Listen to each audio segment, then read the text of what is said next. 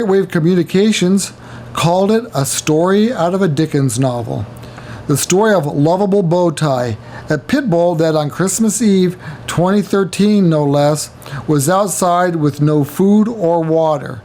Neighbors called police. Bowtie spent not one, but 2 Christmases at the Ashtabula County Animal Protective League. He could not be adopted out because the case against his then masters was still in litigation. Eventually, in April 2015, the owners relinquished control and Bowtie could be adopted. The APL gave Bowtie a cake to celebrate, and, if by magic, while we were there recording, a couple came in and wanted to adopt Bowtie. They even had experience with animal rescues. They checked out, and Bowtie had a new home. End of story?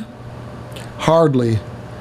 The story became more like Black Beauty, with the pooch moved from site to site. Amy Rowan heads Lost Dog Advocates and reports the new owners didn't keep Bowtie. She held a news conference on July 8th in Harpersfield Township to discuss her findings.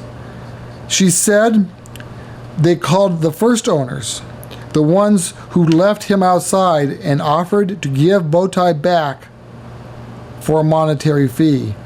The family missed Bowtie and agreed.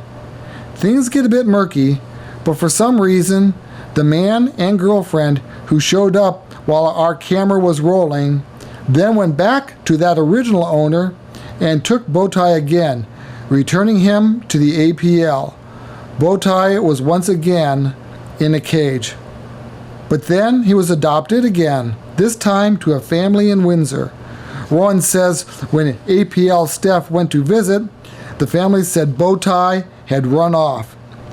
Rowan said the APL contracted with her group because it feared Bowtie was running at large.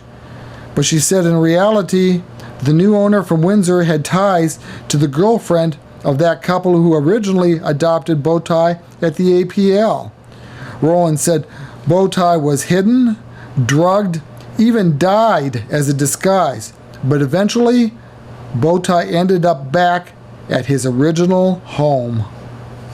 Where I come in is that we as a group, we were called in on May 30th because there's a lost dog. I was familiar with Bowtie, how could you not be?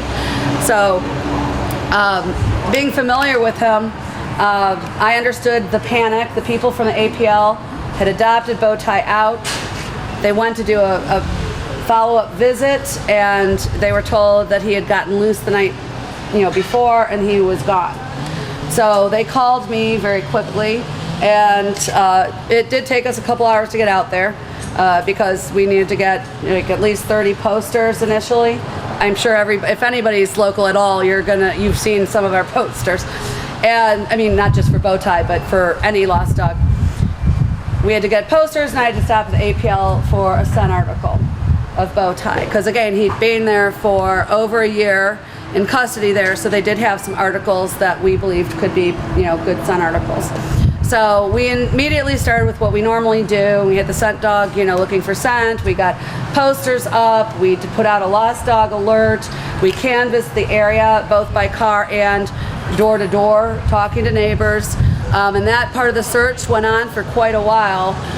We had many, many sightings, but we responded to every single one of them. And we were also able to eliminate every single sighting.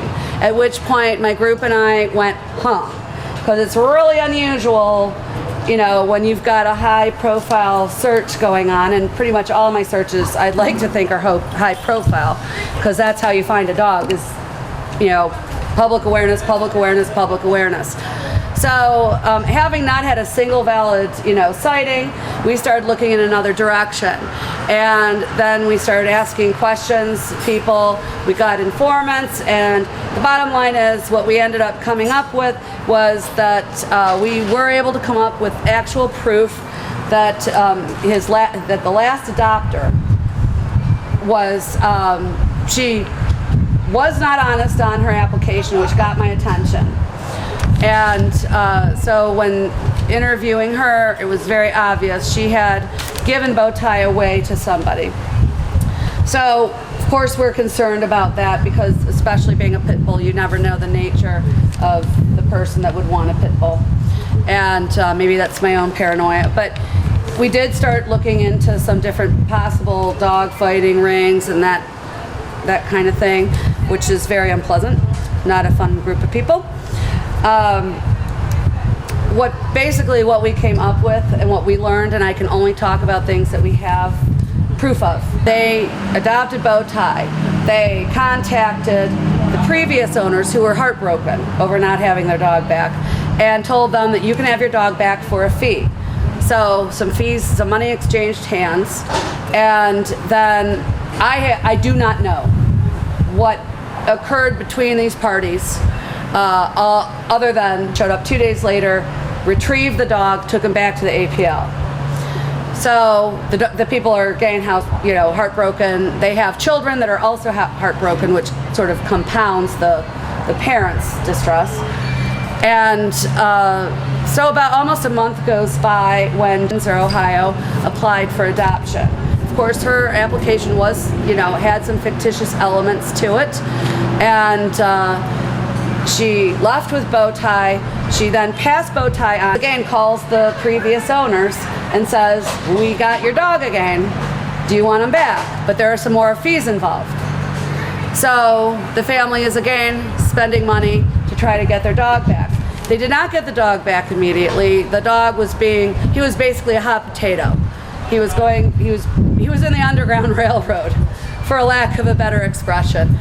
So he had been dyed, he had been drugged with Valium, and we were hot on this search. When I say I was chasing my tail, I was really chasing his tail.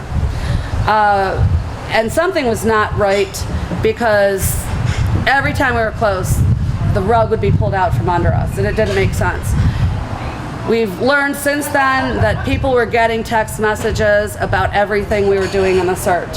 Like when we had trail cameras up, this is where they are, go get the SD cards, she's coming there now, you need to move the dog again. We've seen these text messages and we have photos of them. So we do not know who, but somebody close to the search must have been tipping off people to keep this dog away from us. So I'm pretty proud we found him anyway. There was this whole sick circle where he was hidden, died, drugged, and a great deal of money had to exchange hands. So who hid and died them then? If it was a straightforward, the guy get the dog and took him back? Well, because they were trying to keep the dog in hiding from me. Oh. But I'm not an idiot. I have a microchip scanner. So, and by the way, I've seen one of the dye jobs. It wouldn't have fooled me. Are you confident then that he's safe now? Oh, I'm very confident. Because they originally were cited into court for having the dog outside barking. He was outside for, I don't want to rehash the court case because I wasn't involved in that. Yeah. But my understanding from the dog warden, which you can call her separately, was that it wasn't a very long period of time. He should not have been left outside. But there was a medical emergency in the family. They just left with the ambulance, and when they came back, the dog was gone. The dog warden of Ashtabula County did not cite them with any kind of animal cruelty or anything. It ended up, the charge was brought against them by a deputy sheriff, which is very unusual. A little background on you, is this a full-time business that you do, or is it? It is for me. I have a couple part-time people and another full-time person. So your job is to go out and find dogs that are lost. And you do that with setting up cameras and... Oh, I've got an incredible amount of equipment that's turned out to be very handy. Who hired you then to do this? Well, the APL is actually the sponsor of the search, but our policy is the dog is returned to the legal owner, period. Okay. It doesn't matter who sponsors a search. I have friends that are here today that have sponsored searches, and when we collect the dog, some of them are strays that we can't find an owner. When we collect the dog, we look for the legal owner. That's up to the county prosecutor. Has this information been given to him? Not yet, no. I have, because we have information, we are still compiling. I've got my information, a bunch of the information we've collected is sitting with my attorney. And then we also have a variety of recordings, and things have to be compiled in a very legal manner, with legal protocol. Like you have to have like stenographers. Everything has to be done in a precise manner. There has to be chain of custody, that kind of stuff. So I would love to pursue this further to see how many other people have fallen prey to this. The attorneys that I consulted did say, well, deception in order to obtain property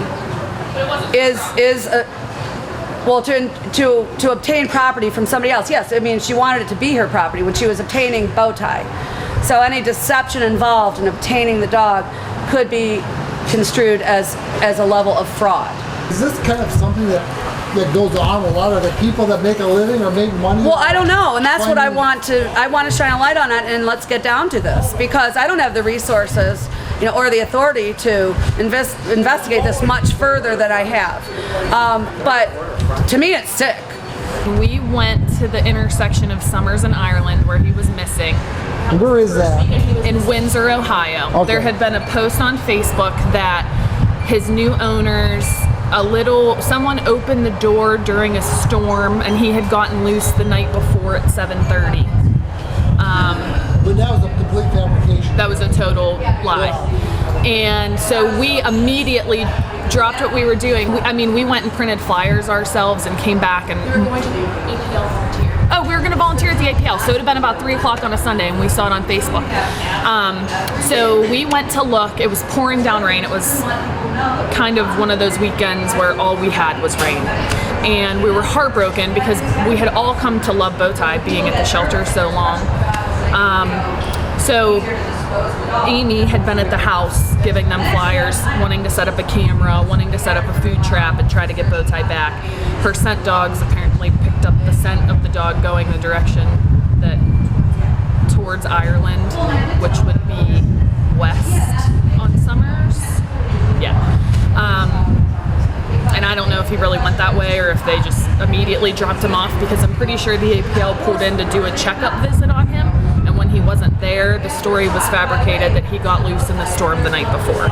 So we immediately started searching, going door to door, asking the neighbors if they had seen the dog, handing out flyers saying, we know that he's a pit bull terrier, but he is so sweet. Please don't let his looks or his cropped ears make you think otherwise. So we went and printed out more flyers, continued to look. I probably went out after work for a good 2 weeks until an anonymous tip told me that he had been adopted fraudulently and immediately given back to the previous owners. When I heard that, I called Tammy Gondorfer at the APL. She called Amy, I think a week or two after that. My anonymous person called Amy. She wanted to remain anonymous just because, sticky situation. And then whatever other leads Amy got kind of led to what happened. So now you're not too happy that you spent all that time in pouring rain? I'd do it all over again. If he was out there. Yeah, absolutely. I think it's a shame that that's the way it went, because the APL has been shown in such a terrible light lately. And volunteering there, it is so obvious that they do everything they can.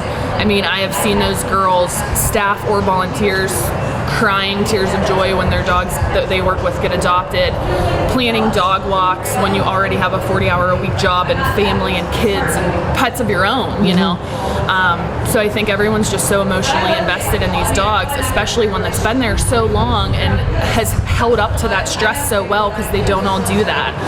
He was still stocky and happy, and I think that just seeing the way everyone there cares about those animals like they're their own and takes time out of their life, for all the people that hide behind their computer screen and bash the APL and what they do, get involved, get on the board, make some changes if you feel that's what needs done.